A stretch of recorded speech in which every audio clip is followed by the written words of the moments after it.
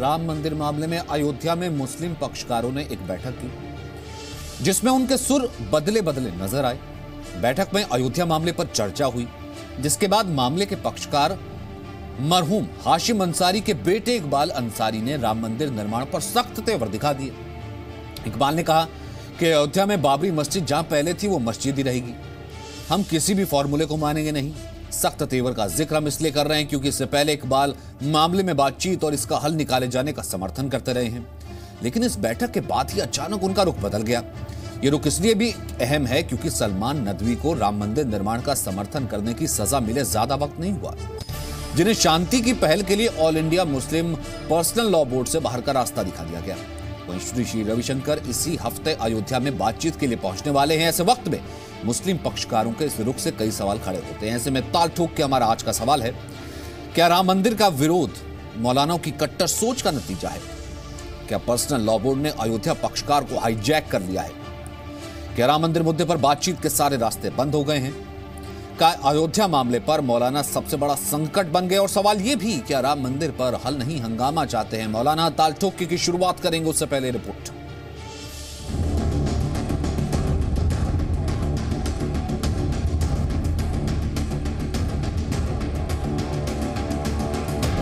अयोध्या में बाबरी मस्जिद जहां पहले थी वो मस्जिद ही रहेगी। हम फार्मूला नहीं मानेंगे, बाकी कोर्ट का फैसला मानेंगे। देश के अंदर जो भाईचारा है, जो सौहार्द है, वो तो हर वक्त बना रहना चाहिए। और हमारी जो संस्कृति है वो तो वाकई एक दूसरे के दर्द को समझने वाली है, एक दूसरे के लिए स्थान छोड़ने वाली है।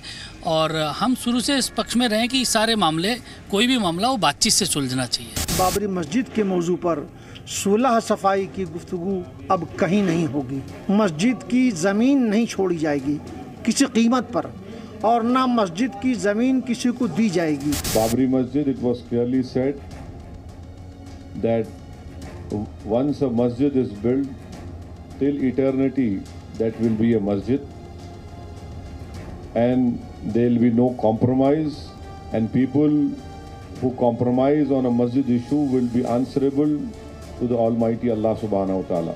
अगर हिंदू भाई हमारी मस्जिद की जगह छोड़ दें, मंदिर बना लें, हमें कोई इतराज़ नहीं है। और अगर नहीं करते तो कोर्ट का जो फैसला होगा हम उसको मानेंगे। ये संभव नहीं है कि एक पार्टी कहे कि यहीं बनेगा, दूसरी पार्टी बैकआउट कर जाए। दोनों पार्टीज को बैकआउट करना चाहिए और उसके बाद ऐसे समझदार लोग बैठें जिनकी समझ पर दोनों को भरोसा हो, वरना इस सब की क्या ज़रूरत है? मामला तो सुप्रीम कोर्ट में शुरू होने वाला है, 6 महीने के अंदर तय हो जाएगा अगर ये सरकार चाहे तो। मंदिर तोड़कर, किसी इमारत को तोड़कर या किसी की ज़बरदस्ती ज़मीन लेकर यदि कोई मस्जिद बनाई गई तो उसे इस्लाम मस्जिद मानने को तैयार नहीं है। किसी को दुख देकर कोई मस्जिद नहीं बन सकती। कुछ हार्ड लाइनर और हार्ड कोर टाइप के लोग जो बस इसी पर यकीन रखते हैं कि दोनों कौमें अलग अलग रहें, वो शायद वो लोग गालिब आ गए, उन्हीं की बात चल रही, उनकी बात चल रही है, बुजुर्गों की बात नहीं चल पा रही, ये नजर आ रहा है मुझको। इसलिए मैंने अलहदगी इख्तियार की कि भाई मेरी दाढ़ी के बाल भी सफेद हो गए। 132 करोड़ हिंदुस्तानियों की आस्था भगवान राम, मर्यादा पुरुषोत्तम राम में है, राम कड़कड़ में बसे हुए हैं। तो राम का मंदिर अयोध्या में नहीं बनाएंगे ये लोग, तो मुझे लगता है कि हिंदुस्तान के मुसलमानों को अब समझना चाहिए कि मुस्लिम पर्सनल लॉ बोर्ड मुसलमानों के हक के लिए काम या शरिया कानून या मुसलमानों के फलाह बहबूद के लिए काम नहीं कर रहा है। तो तालठोक के बहस करने के लिए आज हमारे साथ राकेश त्रिपाठी हैं, यूपी बीजेपी के प्रवक्ता। राकेश त्रिपाठी, बहुत बहुत स्वागत है आपका। फहीम बेग हमारा साथ दे रहे हैं, इस्लाम धर्म के जानकार हैं, दिल्ली अल्पसंख्यक आयोग के सलाहकार बोर्ड के सदस्य हैं। फहीम साहब, स्वागत है आपका। रिजवान अहमद, डॉक्टर रिजवान अहमद, इस्लाम के जानकार हैं, इस्लामिक मैरिज लॉ में पीएचडी है, लखनऊ से मेरे साथ जुड़ रहे हैं। डॉक्टर साहब, स्वागत है आपका। अनिल यादव स्टूडियो में मेरे साथ हैं, समाजवादी पार्टी के प्रवक्ता हैं, इंजीनियरिंग की पढ़ाई की है, एमबीए भी किया है और समाजवादी पार्टी का एक प्रोग्रेसिव चेहरा है। मौलाना अनीस उर Rahman Qasmi, all India Muslim personal law board के सदस्य हैं। साथ में अयोध्या से संवाददाता विशाल पांडे भी हमारे साथ जुड़ेंगे। इस केस में जो पक्षकार है इकबाल अंसारी, उन्हें भी हम जोड़ने की कोशिश कर रहे हैं। और साथ ही साथ राम मंदिर के मुख्य पुजारी महंत सत्येंद्र दास जी भी हमारे साथ हैं। मान जी, बहुत बहुत स्वागत है आपका। इकबाल अंसारी, सबसे पहले मैं आपसे शुरू करना चाहता हूं। कुछ दिन पहले मैं अयोध्या में था, आपको याद होगा, मेरे कार्यक्रम में आप आए थे अयोध्या एडिशन में, और महंत जी भी थे। आपने न केवल उस मंच से कहा था, बल्कि पिछले कुछ दिनों से ये बातें दोहराई भी थी। कोर्ट में तो चल ही रहा है मामला, लेकिन अगर सभी पार्टियां मान जाएं, सभी पक्षकार मान जाएं, तो बातचीत से अगर निपटारा हो जाए तो इसमें दुविधा ही क्या। आज ऐसा क्या आ गया, आज ऐसा क्या प्रेशर आ गया? इकबाल अंसारी कहता है कि 1 इंच मस्जिद रहेगी, किसी तरीके की बातचीत की बात नहीं की जाएगी। किसने कहा ऐसा? प्रेशर ही कहां से आया?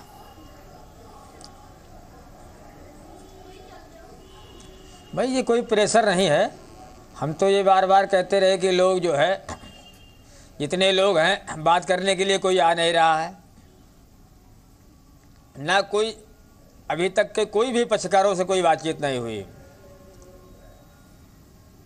मिले तो थे आपसे श्री रविशंकर। कोई आदमी आता है बात करने के लिए तो हम बात करेंगे। हम कोई बात नहीं कि हमारे यहाँ सारे लोग थे, रविशंकर जी मिले, कोई बातचीत हमारी नहीं हुई थी। रविशंकर जी हमारे यहाँ आए, इससे पहले और भी लोग आए, लेकिन कोई भी बातचीत इस मसले पे किसी ने किया ही नहीं।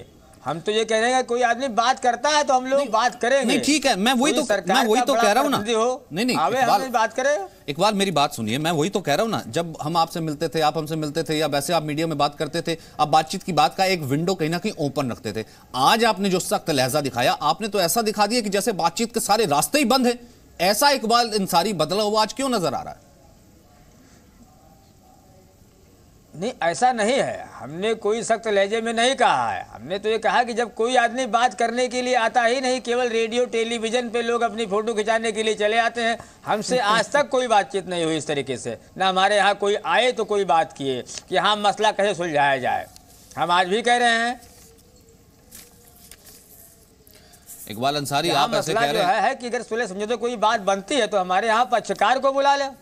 वो तो बुला रहे थे ना, लेकिन इकबाल अंसारी आज बदले हुए नजर आ रहे हैं कि 1 इंच जमीन नहीं देंगे, जहां मस्जिद थी वहीं मस्जिद बनेगी। महंत सत्येंद्र दास जी, आप भी मेरे कार्यक्रम का हिस्सा थे और इकबाल आते थे, इस तरह की बात करते थे। आपने कभी ऐसा देखा कि इस सख्त लहजे में, जैसे वो आज बात कर रहे थे मीडिया से कि जहां मस्जिद थी वहीं मस्जिद बनेगी, मस्जिद यहां से कहीं जा नहीं सकती, ऐसे इकबाल, आपको लगता है कि इतना प्रेशर आ गया मौलानाओं का, जैसे ही सलमान नदवी ने बात की और उसके बाद से इकबाल अंसारी भी कहीं ऐसी बात ना कर बैठे?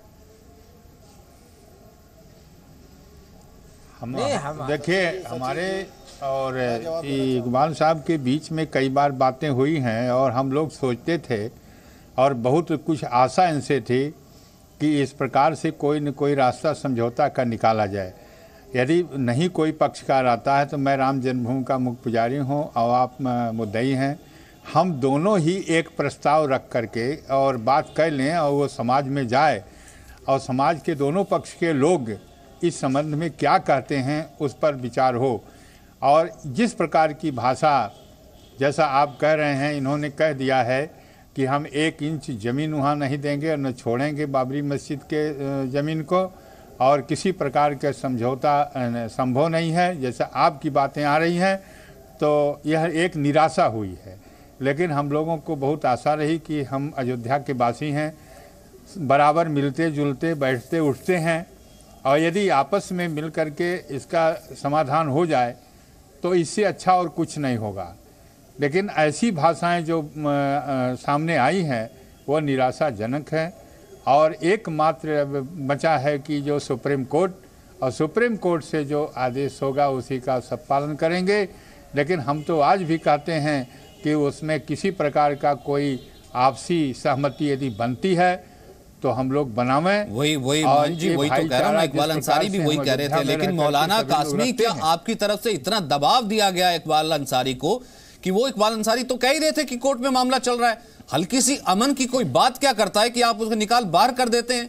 हल्की सी कोई बातचीत का क्या जिक्र कर देता है इकबाल अंसारी के मुंह से, आप ये कहलवा देते हैं कि नहीं भैया एकदम फिर से कह दो कि हम अड़े रहेंगे। यानी कि हल तो आप चाहते नहीं राम मंदिर पर, सिर्फ हंगामा चाहते हैं।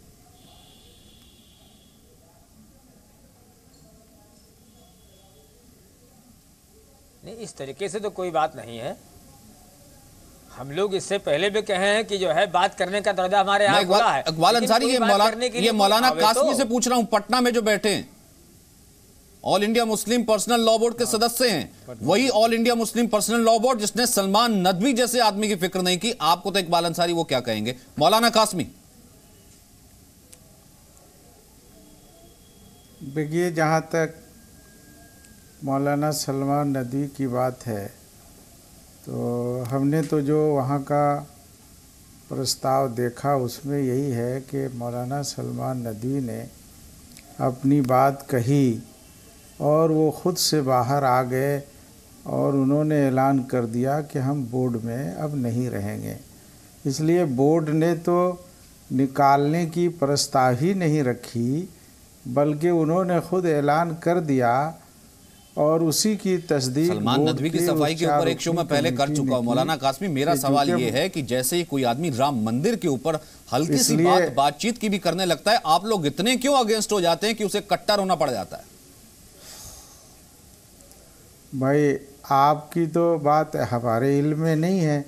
हमारे बोर्ड के सदर हैं मौलाना राबे हसनी साहब, हमारे जनरल सेक्रेटरी हैं हज़रत मौलाना मोहम्मद वली रहमानी साहब। इन्होंने तो कभी कोई कट्टरपंथी की बात कही नहीं। आपके बगल में लखनऊ में हैं हमारे बोर्ड के सदर, आज तक कोई नहीं बता सकता है कि उन्होंने कोई ऐसी बात कही। इसलिए ये इल्ज़ाम के जो मौलवी मौलाना लोग हैं वो कट्टरपंथी वाली बात करते हैं। कट्टरपंथी कोर्ट के फैसले को नहीं मानना है। देखिए, हज़ारों केसेस हैं इस मुल्क में, चाहे मंदिर के हों, मस्जिद के हों, कब्रिस्तान के हों, आपस के हों या दो मज़हब के दरमियान हों, वो निचली अदालतों से लेकर सुप्रीम कोर्ट तक में चले हैं, वहाँ से फैसले हुए हैं और उन फैसलों मौलाना कासमी, डॉक्टर रिजवान, क्यों ना माना जाए कि ये all India Muslim personal law board का ही दोहरापन है।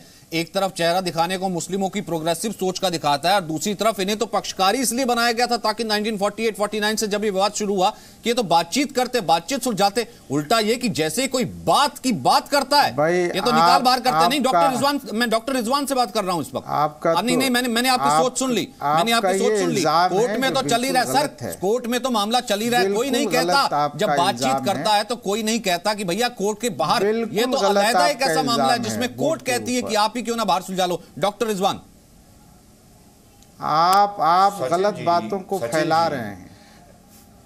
इनको चुप कराइए भाई, इनके लोगों के साथ क्या प्रॉब्लम है भाई, क्यों बोलते हैं बीच में? हेलो सचिन भाई, बोलिए। नंबर एक तो इस मुकदमे में 3 पक्षकार नहीं हैं, 130 करोड़ हिंदुस्तानी इस मुकदमे का पक्षकार है। 1952 में जिस जो औरत बेवा हुई रॉयट्स में वो पक्षकार है, जिस औरत का बलात्कार हुआ वो पक्षकार है, जिसकी दुकान जलाई गई वो पक्षकार है। त्रिपाठी पक्षकार हैं, डॉक्टर रिजवान अहमद पक्षकार हैं। पहली बात। दूसरी बात, मैं अपना स्टैंड कभी चेंज नहीं करता। जितना यूट्यूब पे जाके देख लीजिए, आपके साथ मैंने कितने डिबेट किए होंगे। मैं सुप्रीम कोर्ट की प्रोसीडिंग को, ऑनरेबल सुप्रीम कोर्ट की प्रोसीडिंग को ना फॉलो कर रहा हूं, ना इंपॉर्टेंस दे रहा हूं। मेरा पूर्ण मानना है कि इस मैटर को honourable supreme court sort out नहीं कर पाएगा। नेशनल टीवी पे बोल रहा हूं, रिकॉर्ड कर लीजिए इस बात को। राम मंदिर का निर्माण जब भी होगा, श्री नरेंद्र मोदी उसके सूत्रधार, उसके नायक, उसके हीरो बनेंगे।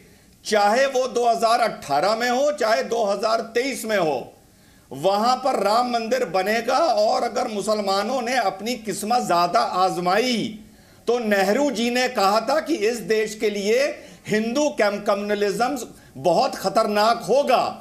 अगर मेरे मुसलमान भाई चाहते हैं इस देश के 90% हिंदू को कम्युनल करना और एकजुट और लामबंद करना, तो ये उनकी मर्जी है। मैं अपनी गिनती ऐसे मुसलमानों में नहीं करता हूं। ठीक है फहीम बेग, मैं फहीम बेग आपसे ये पूछना चाहता हूं, क्यों एक कुछ मौलाना, कुछ मौलवी सिर्फ ऐसी कट्टर सोच के कह देते हैं कि हर मुस्लिम यही सोचता है, जबकि हर मुस्लिम तो कहता है कि मंदिर बनना चाहिए। कोर्ट में मामला चल रहा है, ठीक है, कोर्ट की जो बात होगी, लेकिन कोई बातचीत की शुरुआत करता है, आप उसे निकाल बाहर करते हैं। कम से कम अब मौलाना साहब आप तो ऐसी नजीर मत दीजिए।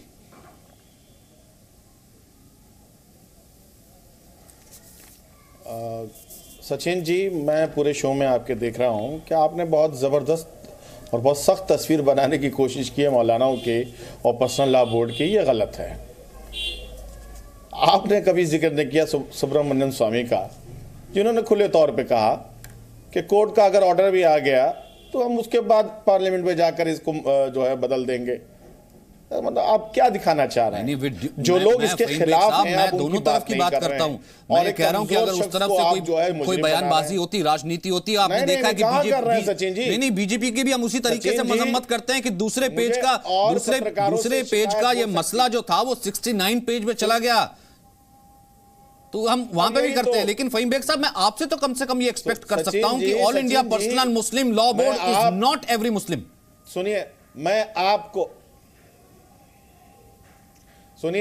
आपको एक प्रोग्रेसिव पत्रकार मानता हूं और इस देश के नौजवान पत्रकारों में गिनता हूं, और आप अगर इस तरह से काम करेंगे, इस तरह से छवि बनाएंगे, तो मुझे लगता है कि कहीं ना कहीं ये वायरस जो है पूरे देश में फैल रहा है। सचिन जी, अभी तक आपने उन लोगों का जिक्र नहीं किया। आप बार बार कह रहे हैं पर्सनल लॉ बोर्ड या अंसारी साहब को घसीट रहे हैं। क्या आपने बताया विश्व हिंदू परिषद आगे बढ़ा कदम लेकर? क्या बीजेपी की तरफ से तो आज का मसला कौन सा फहीम अंसारी? जब बात होती तो उनकी भी की जाती है। मैं आपसे सवाल पूछ रहा हूं ना। नहीं, इकबाल अंसारी अगर कल को बात करते थे, अगर सलमान नकवी कल को बात करते थे कि सिर्फ बातचीत की और उन्हें निकाल बाहर किया जाएगा, इकबाल अंसारी के मुंह से कहलवा दिया जाएगा 1 इंच जमीन नहीं देंगे, बातचीत के सारे रास्ते बंद है, सवाल तो मैं उठाऊंगा ना सर। ये आप गलत बयानी कर रहे हैं। ऐसा कुछ नहीं है। दरवाजे हमेशा खुले हैं, मगर अफसोस उन दरवाजों पे दस्तक कोई नहीं दे रहा है। और आप भी यहां कोशिश कर रहे हैं कि उनका रुख जो है नेगेटिव दिखाने की। अरे आप नाम लीजिए ना सुब्रमण्यम स्वामी का, आप प्रधानमंत्री का नाम लीजिए ना। उन्होंने अभी तक किसी पक्षकार को बुलाकर अपने दफ्तर में बात की कि अभी तक प्रधानमंत्री ने 2003 और सरकार तो उसमें पार्टी नहीं है ना फहीम अंसारी, सरकार तो उसमें पार्टी नहीं है। नहीं फहीम अंसारी, सरकार तो उसमें पार्टी नहीं है। नहीं राकेश त्रिपाठी, ये जब भी इस तरीके का जिक्र आता है, कट्टरता का जिक्र आता है, all India Muslim personal law board का जिक्र आता है, बहुत अच्छे से ये एनजीओ, मैं कहूंगा ये एनजीओ, मुस्लिम पर्सनल लॉ बोर्ड कोई मुस्लिमों का हितैषी बोर्ड नहीं है। ये एक एनजीओ जो तमाम मुस्लिमों को रिप्रेजेंट होने का दावा करता है राकेश त्रिपाठी, वो एक एस्केप रूट ढूंढने की कोशिश करता है कि बीजेपी पर ट्रांसफर कर दिया जाए, मोदी पर ट्रांसफर कर दिया जाए, लेकिन खुद नहीं देखता कि जो बातचीत की शुरुआत करता है उसे निकाल बाहर करता है। नहीं ठीक है राकेश त्रिपाठी। देखिए Sachin ji, all India Muslim personal law board को अब मुसलमान गंभीरता से नहीं ले रहे हैं, और मैं निवेदन कर रहा हूं, आह्वान कर रहा हूं कि एक ऐसा एनजीओ जो संकीर्णताओं से घिरा हुआ हो, जो कट्टरवादी सोच को अपने अंदर समेटे हुए हो, ऐसे एनजीओ का बायकॉट करना चाहिए, पूरी तरह से उसको खारिज करना चाहिए। और देखिए ये अलग अलग कई अवसरों पर उसको सिद्ध किया है all India Muslim personal law board ने। आप 3 तलाक के मसले पर देखिए, 3 तलाक के मसले पर सुप्रीम कोर्ट में all India Muslim personal law board का जो एफिडेविट फाइल किया था, उस एफिडेविट को मुस्लिम महिलाओं ने पूरी तरह से खारिज किया, और घर की महिलाएं, घर की खातूनें बाहर निकल करके आई और उन्होंने all India Muslim personal law board को आईना दिखाने का काम किया है। मैं मानता हूं all India Muslim personal law board पूरी तरह से अप्रासंगिक हो चुका है, उसको इस कट्टरवादी सोच से बाहर निकलना चाहिए। देश का मुसलमान आज अलग अलग हिस्से में, देश के समझदार जो बुद्धिजीवी हैं मुसलमान तबके में, जो समुदाय में जो पढ़े लिखे लोग हैं, जो इनकी जाहिलियत से नहीं गवर्न हो रहे हैं, वो इस बात को मान रहे हैं कि राम जन्मभूमि पर भव्य राम मंदिर बनने का मान प्रशस्त कर देना चाहिए। लेकिन कुछ लोग ऐसे हैं जो अपनी दुकान चलाने के लिए, अपना धंधा बनाए रखे रहने के लिए जानबूझ करके इस प्रकार की जहरबुझी बातें करते हैं। लेकिन मैं आपको आप सुन लीजिए, मैं बहुत आश्वस्त कर रहा हूं। साहब एक एक करके वापस आऊंगा आपके पास, मैंने आपकी बात रखी ना, वापस आऊंगा आपके पास। एक बार राकेश त्रिपाठी, मैं अनिल यादव के पास जाऊंगा, मुझे एक वोट भी लेना है छोटा सा। राकेश त्रिपाठी फटाफट प्रोसीडिंग में कोर्ट ने हर स्तर पर राम जन्मभूमि के पक्ष में बातें कही हैं, ये ऐतिहासिक तथ्य है, ये सच है। आप जिसको आंखें मूंद करके देखना नहीं चाहते हैं, ठीक है अनिल यादव क्यों ना माना जाए, इस पर ताला खोलने का निर्णय हो तो मंदिर के पक्ष में था, पूजा निर्बाध गति से जारी रखने का निर्णय हो तो मंदिर के पक्ष में था। बेसिक काम ये था कि वो बातचीत करते, दोनों पक्षों में सुलह करवाते। वहां जितने बड़े हो गए हैं कि लेकिन जमीन नहीं देंगे, कोर्ट में जो फैसला हो रहा है, इतना कट्टरता दिखा देते हैं, ये तो किसी कंट्री में नहीं देखा गया। सचिन जी, जहाँ तक कट्टरता की बात है, मैं समझता हूँ अभी इकबाल साहब से आपने पूछा, उन्होंने कहा कि हम तो चाहते हैं कि कोई आए और हमसे बात करे, इस मुद्दे पर आपसी सहमति से फैसला हो। और मैं समझता हूँ कि कोर्ट ने भी सुनवाई शुरू करने से पहले मौका दिया सभी पक्षों को कि भाई आप लोग चाहें तो आपस में बैठ के बात करिए, मैं जज अपॉइंट कर देता हूँ आपकी बात के लिए। अभी राकेश भाई इतनी बड़ी बड़ी बातें कर रहे थे, आप मुझे बता दीजिए कोई भारतीय जनता पार्टी का नेता उस समय नहीं पहुंचा जो कि राम मंदिर बनाने का ठेका जिन्होंने ले रखा है, और बल्कि उल्टा इन्होंने किया कि उस समय पे ऐसे बयान देने शुरू कर दिए कि आपसी सहमति से फैसला ना हो पाए। रविशंकर जी ने, मैं वही बता रहा हूं, मेरी बात तो सुनिए, मैं असल चेहरा दिखाता हूं आपको। रविशंकर जी ने जब पहल शुरू की तो भाजपा के पूर्व सांसद जो हैं, जिनका नाम रामविलास वेदांती है, उन्होंने उनका अपोज किया। धर्म संसद हुआ उडुपी में, तो आरएसएस के चीफ मोहन भागवत ने और वीएचपी के लोगों ने उनका अपोज किया। तो हम कैसे मान लें कि इनकी नियत साफ है राम मंदिर के लिए? नहीं, ठीक है राजीव त्यागी, मैं तो उधर सवाल उठा ही रहा हूं और सेम सवाल मैं राजनीतिक तमाम पार्टियों को एक ही होने से बैठ रहा हूं। अपना जवाब दीजिएगा राकेश, नहीं अपना जवाब दीजिएगा राकेश त्रिपाठी जी, लेकिन मैं ये एक छोटे से ब्रेक के लिए रुकना है। लेकिन इससे बड़ा प्रश्न है, इस वक्त हजारों लाखों ऐसे केसेस हैं जो कि प्रॉपर्टी से रिलेटेड है। हिंदू मुसलमानों के भी केसेस होंगे, मंदिर से भी रिलेटेड होंगे, मस्जिदों भी रिलेटेड होंगे, उन पर डिबेट नहीं होती। डिबेट सिर्फ इस इशू पर होती, क्योंकि ये एक अलहदा ऐसा इशू है जिस पर खुद चीफ जस्टिस भी कह चुके हैं कि अगर बाहर इस पर सहमति बन जाती है तो एक देश के लिए, एक समाज के लिए बेहतर होगा। और जैसी ऐसी कोई पहल होती है, क्यों कट्टरता, क्यों हंगामा शुरू हो जाता है। महंत सत्येंद्र दास ने कहा कि हाँ, ऐसी पहल की शुरुआत वो भी करने को तैयार हैं। क्या इकबाल अंसारी मानेंगे? आज सबसे पहले तो एक कट्टर रुख उनका सामने है। उन्होंने कहा कि 1 इंच पर भी बात नहीं होगी, मस्जिद जहां थी वहीं पर रहेगी। वहीं इस वक्त मेरे साथ इकबाल अंसारी लाइव भी मौजूद हैं, लेकिन इकबाल अंसारी ये कह रहे हैं कि उनके पास तो कोई बातचीत के लिए पक्षकार आया ही नहीं, ना किसी सरकार ने बुलाया, ना किसी और ने बुलाया। इकबाल अंसारी, मैं आपसे शुरुआत करना चाहता हूं, जिसका जिक्र यहां पर सत्येंद्र दास जी कर रहे थे, मोहन जी कर रहे थे, और मैं याद दिलाना चाहता हूं आपके पिता मरहूम भी यही कहते थे कि जब वो बिल्कुल जाने वाले थे, वो कहते थे कि बातचीत से अगर हल हो जाता तो ये बहुत ही अच्छा होता। मैं उम्र भर इस इशू को कोर्ट में लटकते हुए मैंने देखा है। क्या इकबाल अंसारी इस मीडियम से, इस माध्यम से महंत सत्येंद्र दास जो कह रहे हैं, जो कि मुख्य पुजारी हैं सुप्रीम कोर्ट से अपॉइंटी, वो ये कह रहे हैं कि मैं दोबारा एक शुरुआत करता हूं, इकबाल अंसारी मेरा साथ देंगे बातचीत का साथ? भाई पुजारी जी ने भी ठीक कहा है, तो हमारे बगल में बैठे हुए हैं, कोई दूर नहीं है, आप तो देख ही रहे हैं। लेकिन हम लोगों को जो है कभी किसी ने बुलाया ही नहीं, ना हमारे यहाँ कोई बात करने के लिए आए। लोग अगर आए भी तो केवल हाल चाल लिए चले गए। भाई पक्षकार बुलाए जाते हैं, देखो तो बातचीत करने के लिए, कोई बातचीत की पहल होती है, लोग बात करते हैं। कोई आया, हाल चाल लिया, चला गया, उसके बाद कह तो रहे मोहन जी, लखनऊ पहुंच गया, आवाज आ रही है, वहां से अनाउंस कर दे। नहीं ठीक है, सत्येंद्र दास जी आवाज आ रही है? नहीं, आवाज सत्येंद्र दास जी आवाज आ रही है? आवाज आते नहीं हमारे, लगता ठीक। सत्येंद्र बंद हो गया। सत्येंद्र दास जी आवाज आ रही है आपको? सचिन जी नहीं लगता सत्येंद्र दास जी तक आवाज नहीं आई है। लेकिन इकबाल अंसारी, मैं वापस आऊंगा एक बार। सत्येंद्र दास जी तो कह रहे थे, आप कह रहे थे कोई आया नहीं, कोई आए तो सही, आप बातचीत को तैयार है। आपके बगल में बैठ के सत्येंद्र दास जी कह रहे थे कि मैं तैयार तो हूं, इकबाल अंसारी तो माने। लेकिन क्यों ना माना जाए? यहां पर सबसे बड़ा सवाल यह आ जाता है डॉक्टर रिजवान की, इस तरीके की चीजों को क्रिएट करके, बार बार इन चीजों का जिक्र करके क्यों ऐसा माहौल बना दिया जाता है, और क्यों ना ये शुभा पैदा हो कि ये कैसे मान लिया जाए अगर कोर्ट से भी फैसला आता है। अगर अब तो सिर्फ कोर्ट की दुहाई दी जाती है, कोर्ट से भी फैसला आता है और अगर मंदिर पक्ष में आ जाता है, कैसे माना जाए कि ये मौलाना या फिर मुस्लिम पर्सनल लॉ बोर्ड उस पर राजनीति नहीं करेंगे? डॉक्टर रिजवान। सचिन जी, विवादित स्थल को अगर 2.77 एकड़ को 2 मिनट के लिए हम भूल जाएं, जो 3200-3300 स्क्वायर फीट जगह है, जो चबूतरा, रामलला चबूतरा माना जाता है, अगर वो तक ऑनरेबल सुप्रीम कोर्ट मंदिर के पक्ष में दे देता है, तब भी जो हिंदू मंदिर के लिए लामबद्ध हैं वो नहीं मानेगा। मुस्लिम के पास सुप्रीम कोर्ट के ऑर्डर के पे को मानने के अलावा कोई ऑप्शन नहीं है, क्योंकि उसकी हालत भीगी बिल्ली जैसी होगी। मुसलमान अगर प्रयास करे, कोशिश करे, तो मैं उसको प्रोत्साहित करूंगा कि चलो चल के हिमालय हिलाते हैं, शायद हिला दें। लेकिन रामलला जहां सन 92 में विराजमान हो गए, वहां से मुसलमान 1 इंच उन्हें नहीं हिला सकता। 1 इंच, मोदी रहे या योगी रहे, कांग्रेस रहे या सपा रहे।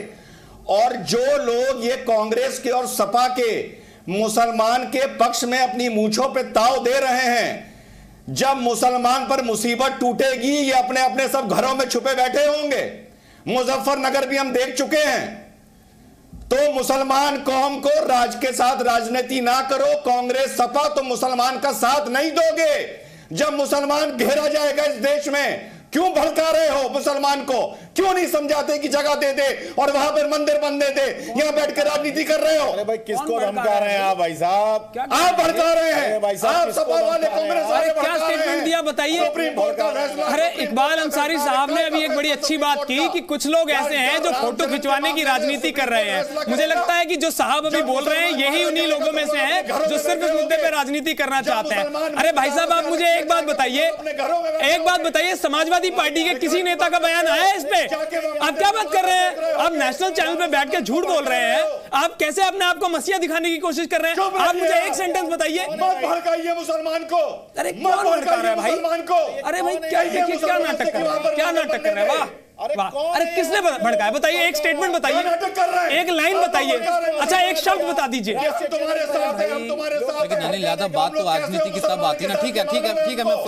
ठीक है, मैं फहीम बेग से इसका जवाब लेता हूं, लेकिन अनिल यादव, बात इसमें ये आ जाती, राजनीति इसमें तभी हावी हो जाती है कि अगर कोई ऐसी पहल होती है तो राजनीतिक पार्टी की तरफ से भी वोट बैंक के हिसाब से ही उस पहल का साथ दिया जाता है। ऐसा नहीं है कि अगर वो पहल हुई है मंदिर बनाने के लिए तो समाजवादी पार्टी की तरफ से उसका साथ नहीं दिया जाएगा। हाँ, आजम खान जरूर इसमें आ जाते हैं। आप कह रहे थे किसी का नाम लीजिए। आजम खान ने खुद कहा था कि बातचीत के अब सारे रास्ते बंद हो चुके हैं, किसी तरीके की कोई बातचीत नहीं की जाएगी। और भी बहुत सारे ऐसे नहीं, ऐसे तो बहुत सारे कंट्रोवर्सीज हैं, बहुत से बयान है। वापस आता हूं राजीव यादव, फहीम बेग, अब जवाब तो ले लीजिए। मैं आ रहा हूं वापस। फहीम बेग इस बीच उंगली उठाए हुए, वो कुछ कहना चाहते हैं, फिर उसके बाद मैं वापस अरे हम तो पूरा मुंह खोले हुए हैं, हमें आप देख ही नहीं रहे हैं। उनकी उंगली भी दिखाई दे रही है।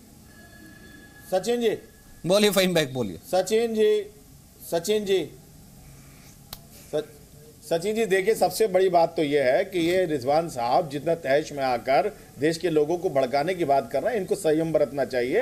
कोर्ट है, अभी देश में कानून है, हमारा पूरा सिस्टम है, वो सिस्टम काम कर रहा है, करता रहेगा। कोर्ट को तो मना ही कर दिया उन्होंने। कोर्ट को तो कह दिया कि नरेंद्र मोदी जी से छोटा है कोर्ट। क्या मैं अडवाणी को भड़का रहा था? बेवकूफी वाली बातें करते हो, जाहिलों वाली। क्या 1992 में मैंने अडवाणी को भड़काया था? क्या हो रहा है? तुम लोगों में अकल नहीं है। अरे चचा रुक जाइए, ब्लड प्रेशर हाई हो जाएगा, कहीं दिमाग की नस फट जाएगी।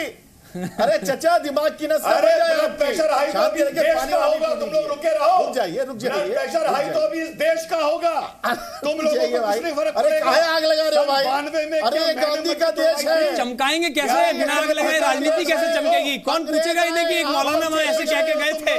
मुसलमानों के दुश्मन हो तुम लोग। अरे ये स्टंट बहुत पुराने हो चुके हैं, अब नहीं राजनीति इनसे चमकती। नया ट्राई करिए कुछ मौलाना साहब। सपा के आदमी तुम रहने दो, तुम कितने मुसलमान प्रेमी हो मुझे मालूम है। अरे भाई साहब, आप रहने दीजिए। दरोगा रखे जाते थे तो 850 दरोगा एक जाति के होते थे। अरे भाई साहब रहने दीजिए। लेकिन राकेश त्रिपाठी, ये तो माना ही जाएगा ना कि अगर यहाँ पर नहीं, अगर इलेक्शन मैनिफेस्टो से बीजेपी के दूसरे पेज का राम मंदिर का मुद्दा जो इतनी बड़ी बनी, वो अगर 69 पन्ने तक ना जाता, ना आज मौलानाओं को इतना बड़ा मौका मिलता, कोर्ट के बाहर भी सहमति हो जाती और शायद कहीं ना कहीं राजनीतिक पार्टियों को भी राजनीति करने का ऐसा मौका नहीं मिलता, जो कि समाजवादी पार्टी कहती कि हमने कार सेवकों पर गोली चलाई क्योंकि मुस्लिम वोट बैंक वहां नजर आता है। और जहां नहीं और जहां आपकी पार्टी ये कहती है कि मंदिर हम बनाएंगे, डेट नहीं बताएंगे। नहीं, तो ये हमने पॉलिटिकल पार्टीज ने इन मौलानाओं को इतना बड़ा होने दिया ना। ठीक है, पहले राकेश त्रिपाठी, आऊंगा अनिल यादव आपके पास। देखिए सचिन जी, मैं पूरी जिम्मेदारी के साथ कह रहा हूं कि भारतीय जनता पार्टी ही एक अकेली राजनीतिक दल है जो इस बात को हमेशा कहता है कि राम जन्मभूमि पर भव्य राम मंदिर का निर्माण का मार्ग प्रशस्त होना चाहिए। इसके अलावा कोई दूसरी ऐसी राजनीतिक दल नहीं है भारत में जो इस बात के पक्षधर खड़े होती हो कि राम जन्मभूमि पर भव्य राम मंदिर बने। और हम आज सत्ता में हैं, केंद्र की सत्ता में भी और राज्य की सत्ता में भी। जवाबदेही के साथ संवैधानिक बंधों का पालन करते हुए हम अयोध्या में राम जन्मभूमि पर मंदिर बनाने के लिए प्रयासरत है। आज भारत सरकार ने जो हलफनामा दिया है, भारत सरकार ने जो प्रयास किए हैं कि सुप्रीम कोर्ट में इस मसले की जल्द से जल्द सुनवाई हो, और जो जल्द से जल्द सुनवाई प्रारंभ हो गई है, हमें पूरी उम्मीद है कि सुप्रीम कोर्ट से इसका एक हल मिलेगा और बहुत जल्द ही अयोध्या में भव्य राम मंदिर का निर्माण का मार्ग प्रशस्त होगा। ठीक है अनिल यादव, 30 सेकंड फिर मेरे को महंत सत्येंद्र दास जी के पास भी जाना है। देखिए मैं राकेश त्रिपाठी जी जब बड़ी बड़ी बातें करते हैं तो मुझे काम नहीं दिखाई देता। राम मंदिर की आपने बातें तो की है, मुझे ये बता दीजिए आपके मैनिफेस्टो में था कि हम राम मंदिर बनाएंगे, फिर आप अरे सुन तो लीजिए भाई, यार सुन लीजिए ना, सुन लीजिए एक मिनट। आप मुझे ये बता दीजिए कि 4 साल से आप केंद्र में हैं, अब तो प्रदेश में भी है, क्या आपने काम कर दिया राम मंदिर की को बनाने की दिशा में? जब कोर्ट ने यह कहा कि भाई आपसी सहमति से फैसला हो सकता है, इकबाल अंसारी जो कि पक्षकार है वो कह रहे हैं कि प्रधानमंत्री जी अगर चाहें तो बात कर सकते हैं, हम उनके लिए तैयार हैं, तो क्यों प्रधानमंत्री जी नहीं गए? अरे वही इकबाल अंसारी है ना सर, मना कर देते हैं अनिल यादव। मैं वही तो कह रहा हूं, बिल्कुल बदल जाता है। खुद भाजपा के ऐसा प्रेशर आता है, ये स्टैंड बिल्कुल बदल जाता है। मैं आपको दिखा देता हूं, देखिए अनिल यादव, मैं दिखा देता हूं। महंत जी आपके पास एक बार फिर आवाज आ रही है। कार्यक्रम की शुरुआत आपने की थी जब इकबाल अंसारी कह रहे थे कि मुझसे कोई बात करने नहीं आता, कोई पक्षकार नहीं आए, दरवाजे तो मेरे खुले हैं। ये वही इकबाल अंसारी है जो घंटा भर पहले 2 घंटा भर पहले कह रहे थे कि मस्जिद जहां से वहां कहीं नहीं जाएगी, और बिल्कुल ऐसा कट्टर रुख अपना रहे जैसे किसी ने प्रेशर डाल दिया होता है। आपने कहा था कि मैं मुख्य पुजारी हूं, मैं दोबारा शुरुआत करता हूं और तुम्हारे दर पर खड़ा हूं, क्या साथ दोगे? पूछे जरा आप क्या प्रपोजल दे रहे थे, और एक बार इकबाल अंसारी का इस पर जवाब सुनेंगे। नहीं, आप सुनिएगा, ठीक है। मोहन जी क्या कह रहे थे आप? भाजपा का पता चल गया कि भाजपा से कोई नहीं गया। देखिए, हम कह रहे थे कि 3 यहाँ पर मुख्य पक्षकार हैं। एक इकबाल साहब हैं, और उसके बाद में यहाँ पर विराजमान रामलला पक्ष है, और निर्मोही अखाड़ा है, धर्मदास हैं। हम कहा जो अयोध्या के लोग हैं, हम चारों पांचों हम पहल करते हैं कि हम चारों पांचों बैठ करके जो यहाँ के अयोध्या के हैं, और यहाँ पर एक निष्कर्ष निकालें, एक भावना रखें कि हमारी बात ये है और आपकी बात ये है। तो इस प्रकार से हम तो स्वयं पहल कर रहे थे कि जो यहाँ के अयोध्या के जो पक्षकार हैं, क्योंकि कोर्ट ने कहा कि पक्षकारों की ही बात मानी जाएगी, और 3 ही के विराजमान रामलला, निर्मोही अखाड़ा और वहाँ पर जो पक्षकार है मुस्लिम पक्ष 3 ही हैं मुख्य रूप से। तो तीनों में से तीनों यहाँ पर जब हैं तो तीनों बैठ करके एक बार तो कम से कम प्रयास कर लें, लेकिन यह भी नहीं तय हो पाया है। और हमने इनसे इकबाल साहब से कई बार कहा कि हम बैठ करके बात कर लें। और एक इसी आपके चैनल पर बहुत दिन हमने कहा था कि जो 2 एकड़ 77 पॉइंट का विवाद है, वही में 3 भाग बांटा है, उसमें से जितना भाग आपको मिलता है उस पर हम लोग विचार करें। बताइए एकड़ जमीन, बताइए इकबाल अंसारी, अभी कह रहे थे कि कोई बातचीत नहीं करता, सभी पक्ष मौजूद है ना। इकबाल अंसारी ही अगर सबसे बड़ा पक्षकार है और एक पक्षकार है, अगर वो ही यहाँ पर महंत सत्येंद्र दास के साथ बातचीत शुरू करता है और आगे बढ़ाता है, कौन होता है all India Muslim personal law board जो कहेगा कि नहीं हम नहीं मानते? उन्हें भी कहीं ना कहीं सुननी पड़ेगी इकबाल अंसारी की बात, जिनके पिता थे हाशिम अंसारी। इकबाल अंसारी बोलिए।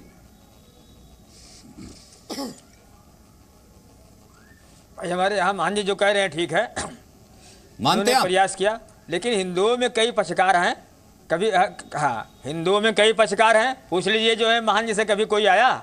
हम जो है पुजारी जी मान जी आ रहे हैं ना, मान जी आ रहे हैं, वो कह रहे निर्मोही अखाड़े को मैं मनाता हूं, अयोध्या का प्रतिनिधित्व करते हैं, पक्षकारों की बात सुनी जाइए। बोला तो सही अभी उन्होंने, ये आपकी बात कर रहे हैं, पीछा छोड़िए, अब बताइए।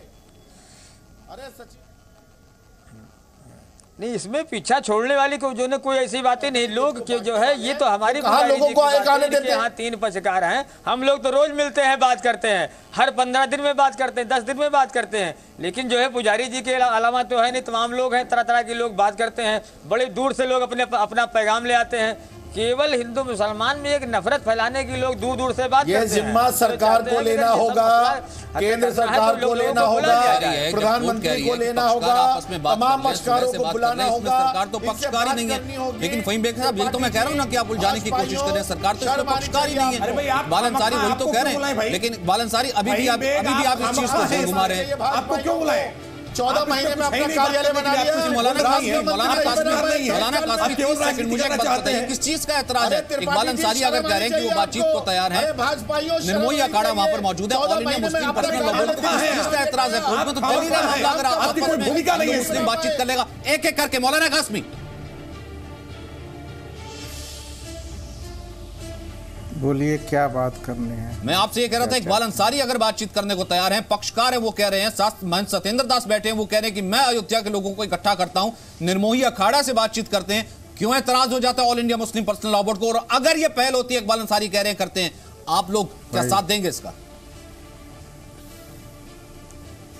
भाई, अगर वो कह रहे हैं बातचीत करने के लिए, वो तो कह ही रहे हैं कि आज तक कोई जो भी पार्टी है वो आया नहीं उनके पास बात करने के लिए, और न मुस्लिम पर्सनल लॉ बोर्ड ने कभी उससे इनकार किया है।